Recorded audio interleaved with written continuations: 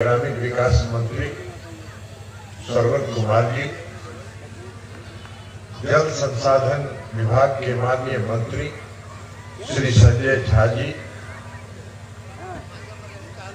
बिहार विधान परिषद के सदस्य छोटे भाई संजय सिंह जी, वक्फ बोर्ड के अध्यक्ष रेशादुल्ला साहब, संतोष कुशवाहा जी, यहाँ उपस्थित अन्य सभी पार्टी के सम्मानित नेतागण और मेरे क्षेत्र के बाढ़, अतमल गोला से आए हुए हमारे सभी साथीगण और इस सभा में उपस्थित सभी बुजुर्गों, नौजवान साथियों, माता और बहन, सबसे पहले तो यहाँ आने के बाद हमको मालूम हुआ कि छोटे भाई संजय सिंह जी का आज जन्मदिन है। हम अपनी ओर से, आप सबों की ओर से भी उनको जन्मदिन की बधाई देते हैं और आशा करते हैं कि आप और आगे बढ़िए, फलिए, फूलिए, खुशहाल जीवन व्यतीत करिए, यही हमारी शुभकामना है। और संजय झा जी और सरवर जी को विशेष तौर पर हम धन्यवाद देते हैं कि आज यहाँ हम सबों के आग्रह पर हमारे संसदीय क्षेत्र में आए और उन्होंने यहाँ शिरकत की आप सबों के बीच। संजय झा जी को हम इस बात के लिए धन्यवाद देते हैं कि जो 3 मुख्य मांग जब नीचे बैठ के हम लोग सुन रहे थे, तो जो 3 मुख्य मांग बेलछी प्रखंड का था, उस तीनों मांग पर संजय झा जी ने अपनी स्वीकृति दी है, सहमति दी है और जून तक उसको पूरा करने का वचन दिया है। अब संजय जी, आप तो कह चुके हैं कि मेरा क्या स्वभाव है, अब जून तक आप करने का वचन दिए हैं, तो कल से तैयार रहिएगा। हम भोरे उठेंगे और एक को दागेंगे कि काम कहां तक बढ़ा। इसलिए इसके लिए भी आप तैयार रहिए। और साथियों, सबसे बड़ी चीज है, यहाँ जब हम आए तो कई लोगों ने, कई पंचायत के लोगों से, 9 पंचायत के लोगों से अलग अलग मिले। हाँ, पप्पू बाबू का नाम छूट गया था। पप्पू बाबू हमारे साथी हैं, भूल गए थे, अभी देखे हमको तो याद आया। अब क्षमा मांगते हुए कहते हैं माननीय पप्पू बाबू।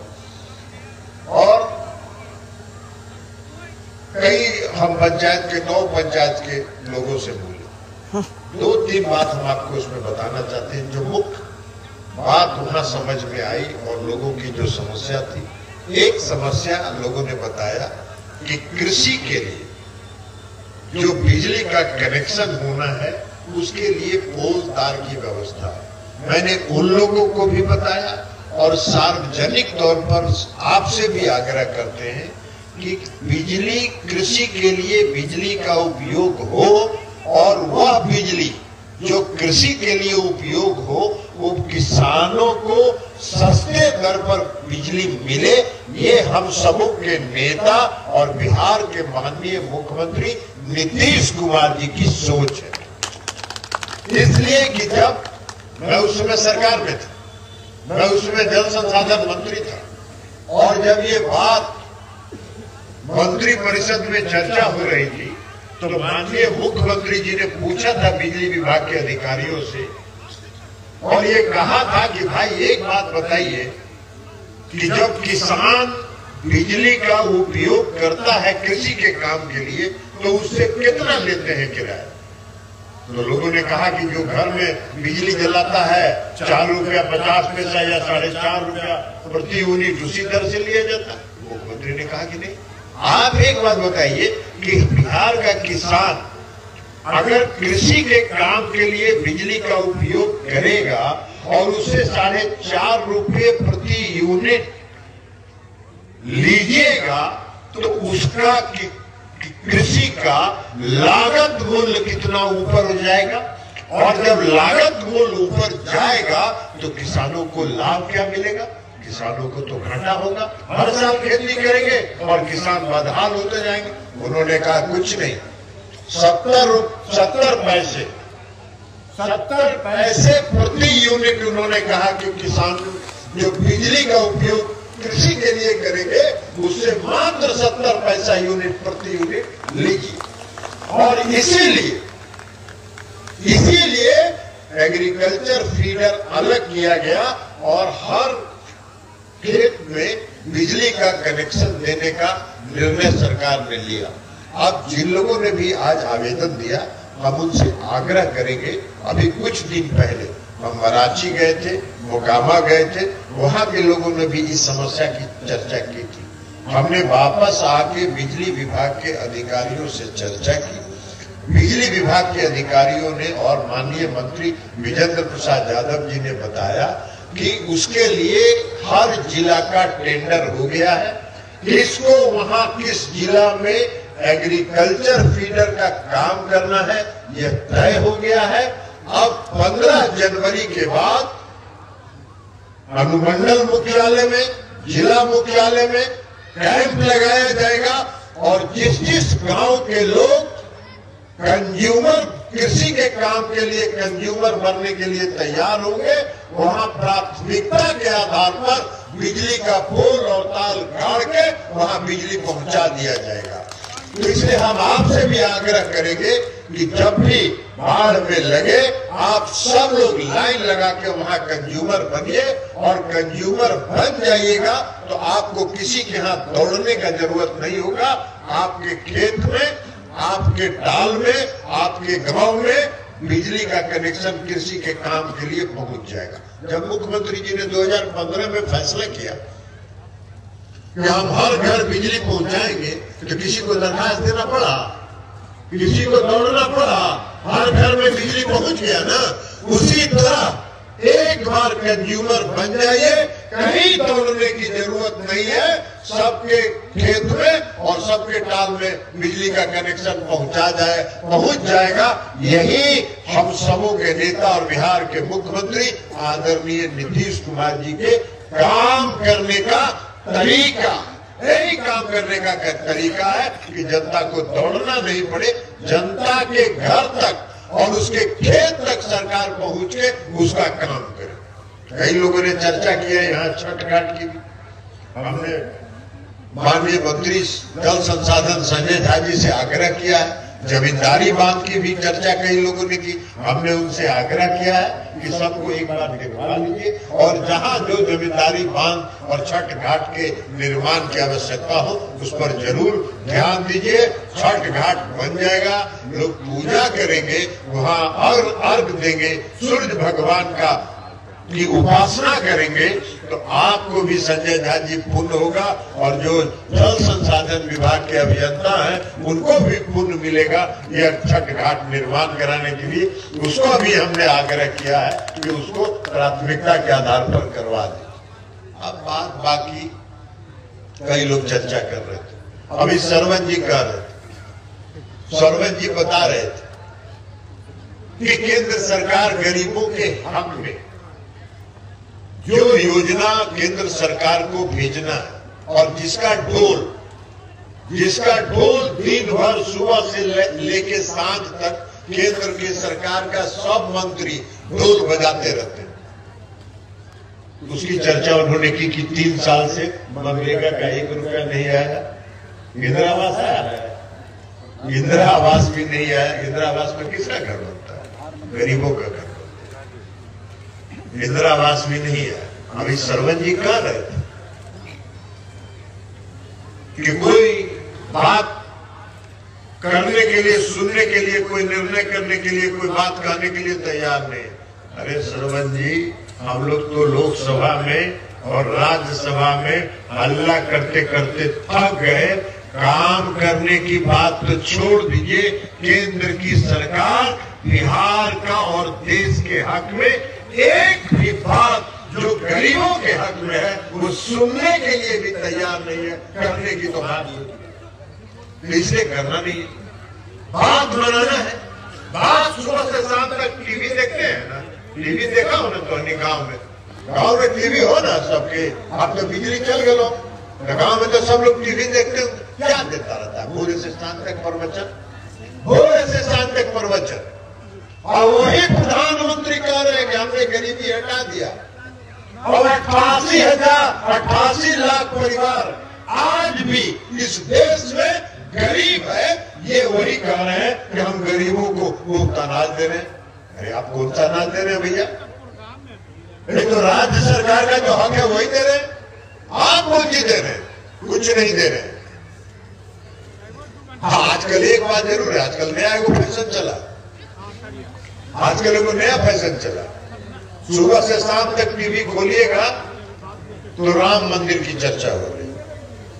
बहुत अच्छी बात है, राम मंदिर की चर्चा करें, टीवी वाले लोग भक्ति मैं करें पूरा देश, लेकिन राम तो सबके दिल में बसते हैं, हम लोग तो उसमें विश्वास करते हैं।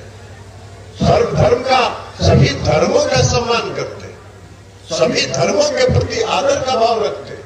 हम सब लोग तो सभी धर्मों के प्रति आदर का भाव रखते हैं। और हम सब लोग रामनवमी में अपने अपने घर पर ध्वजा गाड़ते हैं और रामनवमी का पूजा करते हैं। राम के तो सब लोग भक्त हैं, राम तो सबके सीना में है। बजरंगबली की तरह अगर आप हम कोई सीना चीर के दिखाएगा तो राम उसमें चला जाएगा। तो उसको वोट से क्या लेना देना है भैया? अरे उसको वोट से क्या लेना देना है? राम तो सब लोग के हैं भगवान। इसका जो मार्केटिंग करके इसका क्रेडिट खाली आप अपने खाता में काहे डालना चाहते हैं? नीतीश कुमार जी ने तो यहाँ पुनौरा धाम है सीतामढ़ी में, वहां सीता जी का मंदिर है, वहां सीता जी के मंदिर का पूरा जीर्णोद्धार कराने का काम नीतीश कुमार जी ने किया। तो कहा नीतीश कुमार जी उसका प्रचार कर रहे हैं कि हम इसका काम, यही काम कर दिए। कहा दिन और भोरे से रात तक टीवी में प्रचार करते हैं, लेकिन टीवी चैनल के लोग को भी क्या करेंगे? यहाँ जो पत्रकार लोग हैं कई चैनल के होंगे, इनसे कोई शिकायत नहीं है, इनका तो कोई काम ही नहीं, बेचारे का ही क्या करेंगे? ये कुछ भी भेजेंगे उसको वहां फाड़ के फेंक दिया जाए, उसको वहां फाड़ के फेंक दिया जाए, और इनको वहां से आएगा कि यही चलाना आया, तो ये मजबूर है, क्या करेंगे? नहीं करेंगे तो इनके मालिक के यहाँ सीबीआई पहुंच जाएगा, इनके मालिक के यहाँ ईडी पहुंच जाएगा, इनके मालिक को इनकम टैक्स का नोटिस मिल जाएगा। तो ये भी बेचारे डरे हुए हैं। इस देश में अघोषित आपातकाल है, इमरजेंसी है। किसी को बोलने की आजादी नहीं है, किसी को काम करने की आजादी नहीं है। और ये अघोषित आपातकाल से अगर कोई मुक्त कराएगा तो ये 2024 का चुनाव इस देश को आपातकाल से मुक्त कराएगा। निर्णय आपको करना। कोई काम आपने नहीं किया केंद्र सरकार। आप बताइए महंगाई है कि नहीं बढ़ा हुआ? बोलिए आप लोग हाथ उठा के कि महंगाई हो कि नहीं हो? अरे बोलिए महंगाई है कि नहीं है? कभी टीवी पर चर्चा सुने हैं कि महंगाई कैसे कम किया जाए? इस पर आदरणीय प्रधानमंत्री नरेंद्र मोदी जी की सरकार का कोई मंत्री एक शब्द बोलता हो कि हम महंगाई पर कैसे नियंत्रण करेंगे? नहीं बोलेगा, नहीं बोलेगा। इसलिए वहां तो काम करना है, वहां तो काम करना है। इस देश में बेरोजगारी है, रोजगार के लिए नौजवान पास करके भटक रहे हैं। आप बताइए पूरे देश की केंद्र की सरकार ने किसी को रोजगार दिया है क्या? हाथ उठा के बताइए अगर किसी को मिला हो तो। नहीं मिला है। नीतीश कुमार जी रोजगार दे रहे हैं। लगभग 3 लाख शिक्षकों की बहाली पिछले 3 से 4 महीने हुई। रोजगार देने का तरीका ये ना है जी, कि रोजगार देने का तरीका है कि चुनाव में आइए और भाषण दीजिए और कहिए कि हम 2 करोड़ प्रति वर्ष लोगों को रोजगार देंगे, और जब देने का बारी आया तो 0 बटा सन्नाटा। भूल जाइए, उसके बाद यादें मत करिए। और उनके एगो मंत्री हैं सिपा सलार, भारत गृह मंत्री, उनसे जब टीवी चैनल वाले पूछेंगे तो कहेंगे कि अरे चुनाव के टाइम में ये सब तो जुमला कहा जाता है। नीतीश कुमार जी आपके सांसद रहे, 5 टर्म आपके सांसद भी रहे नीतीश कुमार जी। आप में से एक आदमी बताइए कि कभी नीतीश कुमार जी ने सांसद के रूप में और 18 साल से बिहार के मुख्यमंत्री है। कभी उन्होंने कोई जुमला कहा हो? जो काम करते हैं वही वो बोलते हैं, जो बोलते हैं वो काम के पहले नहीं बोलते। ये अंतर है, ये अंतर है काम करने का तरीका। तो देश के आदरणीय प्रधानमंत्री नरेंद्र मोदी जी को तो कुछ दिन संन्यास ले लेना राजनीति से, और राजनीति से संन्यास लेके बिहार के मुख्यमंत्री आदरणीय नीतीश कुमार जी से आग्रह करना चाहिए कि हमको अपने अंडर में 1 साल का ट्रेनिंग दे दीजिए कि कैसे काम किया जाता है और कैसे काम करके सरजमीन पर उतारा जाता है। उनको तो चाहिए। नीतीश कुमार जी से ट्रेनिंग है, नीतीश कुमार जी से प्रशिक्षण है कि कैसे काम किया जाता है। बिहार में नीतीश कुमार जी ने 19 साल में जो काम करके दिखाया, ये आपका बेलची का सड़क यही हाल था जी। कौन हाल में है बेलची के सड़क? इस सकसोरा बाढ़ से हरनौल से सकसोरा सड़क कैसे था? आज देखिए चकाचक 70 के स्पीड में हरनौल से 10 मिनट में आप पहुंच जाते हैं। पटना से हम लोग चले 1.25 घंटा में पहुंच गए बेलची। ये काम करने का तरीका तो इसको सीखना चाहिए। आदरणीय प्रधानमंत्री जी को ये सब काम धंधा छोड़ के नीतीश कुमार जी से ट्रेनिंग लेना चाहिए कि कैसे काम किया जाता है और कैसे जनता की सेवा की जाती है। बात बनाने से जनता का सेवा नहीं होता है, काम करने से जनता का सेवा होता है। और यह काम नीतीश कुमार जी ने 18 वर्षों में करके दिखा दिया है। और 18 साल में नीतीश कुमार जी ने सरजमीन पर काम करके दिखा दिया। घर घर बिजली लग गया। 15 में वादा किया नीतीश कुमार जी ने, 15 में उन्होंने वादा किया कि हम हर घर बिजली पहुंचाएंगे। और अक्टूबर 2018 में 3 साल के अंदर बिहार के हर गांव में बिजली पहुंच गई। नीतीश कुमार जी ने वादा किया कि हर गांव में हम हर नल का जल पहुंचाएंगे। नल का जल पहुंच गया। नीतीश कुमार जी ने बिहार का सड़क सुधार दिया, बिहार की बिजली व्यवस्था सुधार दी। 22 घंटा 20 घंटा बिजली रहता है। तो ये काम करके नीतीश कुमार जी ने दिखाया, परिवर्तन करके दिखाया बिहार में। आपको परिवर्तन करके दिखाया, कौन सा परिवर्तन करके आपने दिखाया? कौन सा काम आपने किया है? कोई किसी को हिम्मत है, साहस है ये करने का कि ये काम हमने करके दिखा दिया है इस देश में? सिर्फ कहना हमने गरीबी हटाने का काम कर दिया, हमने बेरोजगारी दूर करने का काम कर दिया। बड़का बड़का विज्ञापन आजकल देखते हैं छपता है। आदरणीय प्रधानमंत्री ने रोजगार मेला लगाया, बड़का बड़का पूरे देश में विज्ञापन छपता है। जितना आदमी को नौकरी नहीं देते हैं उतना से ज्यादा विज्ञापन में खर्चा होता है। और नौकरी मिलता है कितना? पूरे बिहार में 232 आदमी, और भी 232 आदमी कौन? जो पहले से वहां कैजुअल लेबर में कैजुअल काम कर रहा है, उसी को परमानेंट करके रोजगार में। अरे भाई बाहर है भैया, अभी तो कई लोग आए बिहार में जो शिक्षकों की बहाली में बड़ा हल्ला किए, बहुत हल्ला किए। शिक्षकों की बहाली में बड़ा ये हुआ वो हुआ। जलंधर का भी कोई लाइव है। हम तो कहे कि उत्तर प्रदेश के भारतीय जनता पार्टी के एक नेता की पुत्री का भी बिहार के लोक सेवा आयोग में शिक्षक है, उसकी नियुक्ति हुई। साहस है तो उससे पूछो जाके उत्तर प्रदेश के उस नेता से कि कौन सा पैरवी पर तुम्हारा हुआ। नीतीश कुमार जी ने तो पूरे पारदर्शिता के साथ सभी परीक्षाओं को लेने का काम, पारदर्शिता के साथ। और अभी शिक्षक की बहाली ही नहीं हुई। अब तो लोक सेवा आयोग ने तय कर दिया कि हर साल शिक्षकों की बहाली होगी, नियमित रूप से शिक्षकों की बहाली होगी। जैसे डिप्टी कलेक्टर का होता है, जैसे डीएसपी का बहाली हर साल होता है लोक सेवा आयोग से, वैसे ही अब हर साल शिक्षकों की भी नियुक्ति होगी। तो ये काम करने का तरीका है। बिहार में नीतीश कुमार जी ने जातीय जनगणना कराई, जातीय गणना कराई जिसकी चर्चा सरवण जी कर रहे थे। 94 लाख ऐसे परिवार हैं, वो चाहे जिस समाज के हो, अगड़े हो, पिछड़े हो, दलित हो, महादलित हो, अल्पसंख्यक हो, जिस भी समुदाय के लोग होंगे, 94 लाख ऐसे परिवार हैं जिनको घर नहीं है रहने के। नीतीश कुमार जी ने तो नहीं देखा।